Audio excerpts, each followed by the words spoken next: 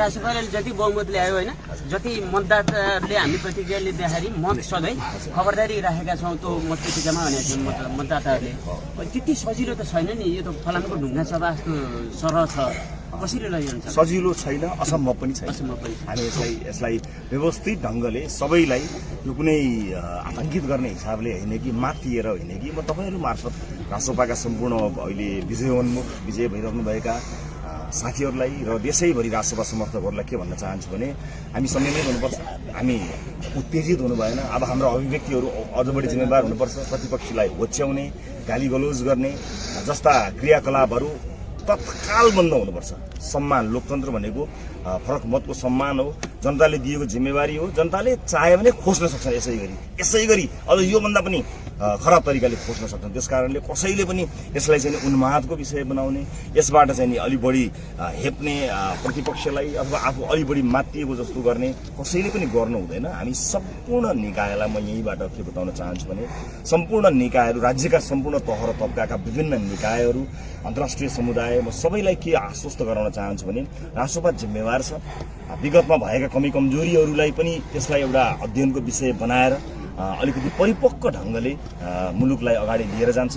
निर्धक्क हुनुहोला, मुलुक सुरक्षित हातमा छ भन्ने कुरा म विश्व समुदायलाई यहीँबाट आश्वस्त गराउन चाहन्छु।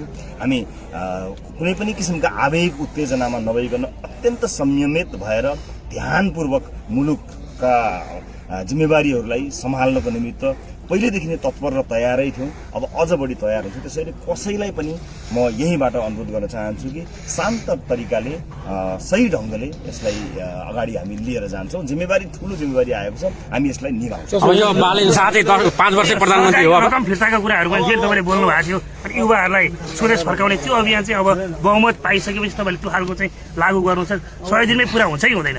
मेन कुरा यो पनि छ। राष्ट्रपालले आफ्नो वाचापत्र लेखेर बताएको छ, भनेर बताएको छ। वाचापत्रमा भएका कुरा त्यही वाचा हेरेर जनताले भोट दिएका हुन् नि त, होइन भनेपछि वाचा त पुरा गर्ने हाम्रो दायित्व। पुरा हुन्छ, 100 दिनमा पुरा हुन्छ, ढुक्क हुनुहोस् भन्न चाहन्छु। सबैभन्दा अब सरकार कसरी बन्छ त्यसमा अब छलफल हुन बाँकी नै छ। हामीले के भनेको छौँ भने हामीले जे कुराहरू वाचापत्र मार्फत भनेका छौँ, जे कुराहरू आम नागरिकलाई भोट माग्न जाँदा जनताले सोधेका भनेका छौँ, त्यो सबै चिजहरू पुरा गर्न सुरु हुन्छ।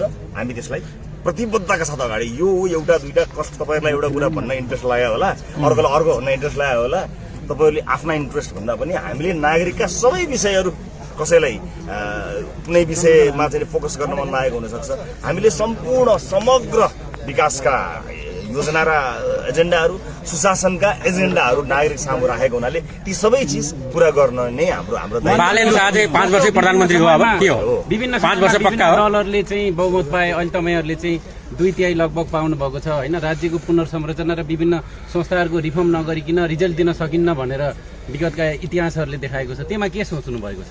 अब एउटा कुरा पनि अहिले भन्ने बेला छैन, गर्ने बेला छ। हामीलाई नागरिकका अपेक्षाहरू बारेमा जानकारी छ, तिनै अपेक्षाहरूलाई हामीले सङ्कलन गरेर नागरिकसँग हामीले बाचा गरेका छौँ। यसपटक त हामीले नागरिकसँग चाहिँ करार गरेका छौँ।